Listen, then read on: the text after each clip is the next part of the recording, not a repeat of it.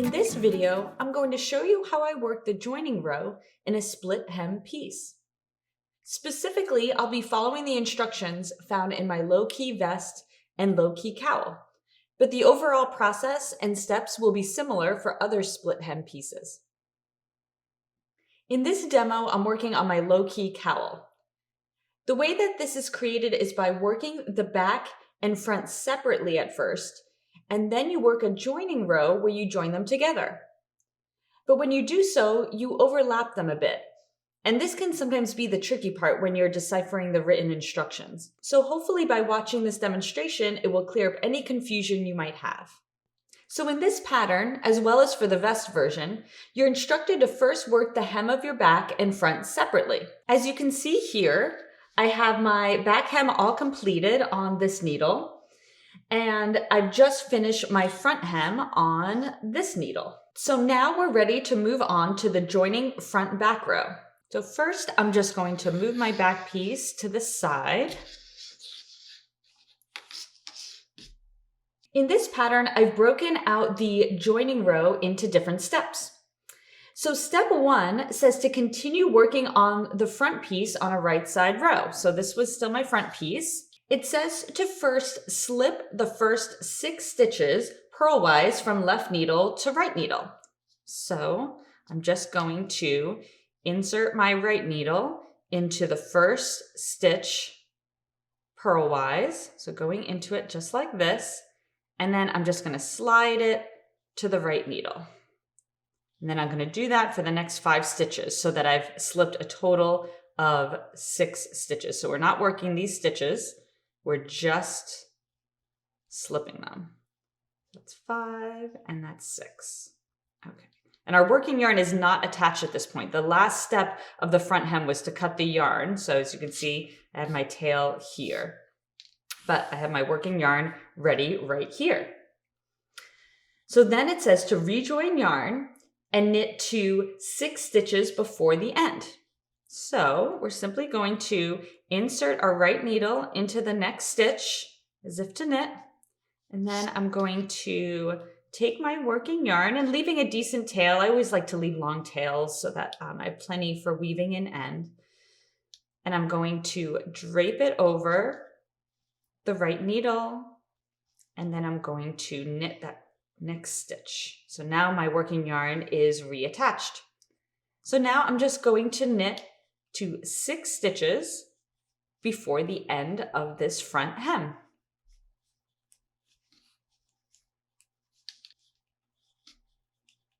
Okay, so I'm just about to 6 stitches before the end. Let's see, 1, 2, 3, 4, 5, 6. Then it says to place marker on right needle. So I'm going to place a marker on the right needle, just like that. And then it says to knit 2. So we will have 4 stitches remaining on this front circular at this point. Then in step 2, it says to pick up the circ containing the back stitches. So let's go ahead and move our back circular over. So here is our back circular. You want to have the right side facing like this. And you can tell it's the right side because you see that stockinette here. This is what the wrong side looks like. And it's all bumps. So you want where you just see the bump of the garter stitch on the bottom and then regular stockinette stitch right there. Then it says you're going to want to align so that with the right side facing, the first 4 stitches from the back circular, so these 4 stitches, these first 4, are under the last 4 stitches from the front circular, this one. So to do that, we're going to put the front on top of the back, just like this. So we want the stitches running parallel to each other with the front stitches on top of the back stitches. Then in step 3, it says to insert the right needle into the stitch on the front left needle circ and then into the stitch on the back circular and knit these 2 stitches together. So we're going to take our right needle here and we're going to first insert it into the next stitch on the left needle. And then this is our back circular here. We're also going to insert it into that first stitch there. Now here's a tip. In this section, I like to knit this first stitch with both the working yarn, so that's right here, as well as, this is the tail from my back. So I'm gonna knit that first stitch. I'm gonna hold both of these strands together, and I'm gonna knit that first stitch with both of these strands. So just pull it through like this, and then both of the stitches off of the needle.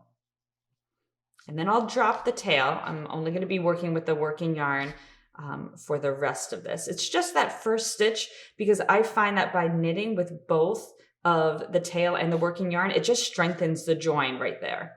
Then you're going to want to knit the next 3 stitches in the same manner. So because we still have 3 stitches left on this front hem. So we're going to, just get that tail out of the way. There we go. I'm going to insert my right needle into the next stitch on my left needle, and then also into the next stitch on my back circular. Wrap the yarn, and then knit those 2 together. Okay, we have 2 more. Insert it first into the left needle, then into the back, and knit them together. Okay, so there's 1 more stitch left of the front hem. So we're going to insert and then go into the back and knit them together. So now there's no more stitches left on this end of the front circular. In step 4, it says to first place a marker on the right needle. So let's go ahead and place another marker here, just like that. And then it says to knit across the back stitches to 6 stitches before the end of the back hem. So now we're just going to be knitting all of our back hem stitches.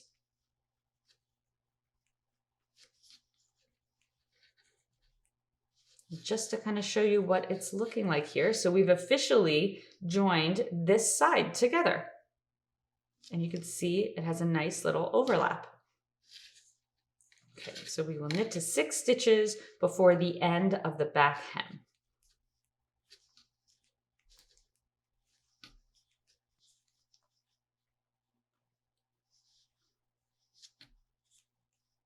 Okay, so we're now 6 stitches from the end of the back circular. Then it says to place a marker on the right needle. So let's go ahead and place a marker. And then it says to knit 2. And we have 4 back stitches remaining here. In step 5, you're going to take the circ with the front stitches, the other end of them, and you're instructed to slide the next 6 stitches towards the needle tip. So first, these are our last 4 back stitches. I'm just going to put this down just for a minute. And what I'm going to do is I'm actually just going to pull the needle up just a little bit, just so that these stitches don't slide off as I push the work up, just to show you what I'm doing here. So here's the other end. This is our other end with the front stitches. We're going to want to slide these front stitches on the other end closer to the tip. Now just make sure that your right side is facing through all of this. So see how here's our right side, nothing is twisted right here at the hem. So everything is sort of going in the same direction. This might be trickier if you are working on the vest and your pieces are much longer. So one helpful tip is that you could always, on the other side here, place a little removable marker or safety pin just to keep this together, just to make sure you have your right side facing. Okay, so I've pushed the stitches towards the end of this circ. Now I'm going to take my back circ. I'm just going to push these back to the needle tip here. And what I want to do is I want to take this needle containing the rest of the other end of the front, and I want to put them on top of these last 4 back stitches. So the needle tips are parallel, again, just like on the other side. with the back stitches in the back and the front stitches here in the front. In step 6, similar to step 3, you're going to knit the next 4 stitches by knitting into both the front and the back stitches together until the last 4 back stitches have all been worked. So before I do that though, I'm going to take, this is my tail from the front. I'm just going to move it to the back in between the needles, just like this. And so then I'm going to insert my right needle first into the first stitch on my left needle here, and then into the next stitch on the back needle. And just like I did on the other side, I'm going to knit that first stitch with both the tail, this is the tail now from the front, and my working yarn. So I'm going to use both of those strands to knit that first stitch together. And just be careful, use your left hand to kind of hold on to those last 4 back stitches. Okay, so once I do that first stitch, then I'm going to drop the tail and I'm just going to be working with the working yarn. So let's do that one more time. So go into the next stitch on the left needle and then into the next back stitch. And if your tail, my tail got twisted around, so let me just move that. There we go. Knit them together. And again, I use my left hand to really guide these stitches and sort of make sure that these back stitches don't fall off.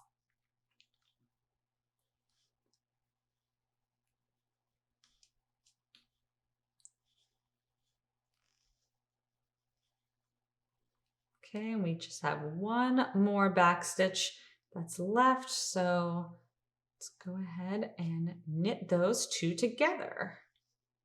Okay, so now there are no more stitches on this back needle. It's totally empty. So let's just move that aside. In step 7, our final step, you're simply going to knit 2.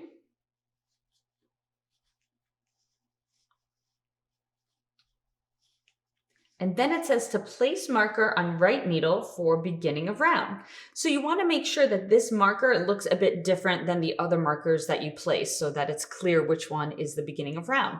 Now all the other ones, as you can see, I used were green. So I'm going to go ahead and use a different color. We're going to use this pink one. So that will be my beginning of round marker. And that's it. Your front and back are now connected and all of your stitches, as you can see here, are all on one needle. Now, one last thing I wanted to mention is don't worry if you see any looseness around the join area. It doesn't look too loose here, again, because when we knit that first stitch with both the strands, that really helped to strengthen that join. But if you do have any looseness here, this is why we have our nice long tails in the back. So you can always do some cinching up on the wrong side of your work if there is any looseness there. So that is how you work the joining row in a split hem piece using my low-key cowl here as the example.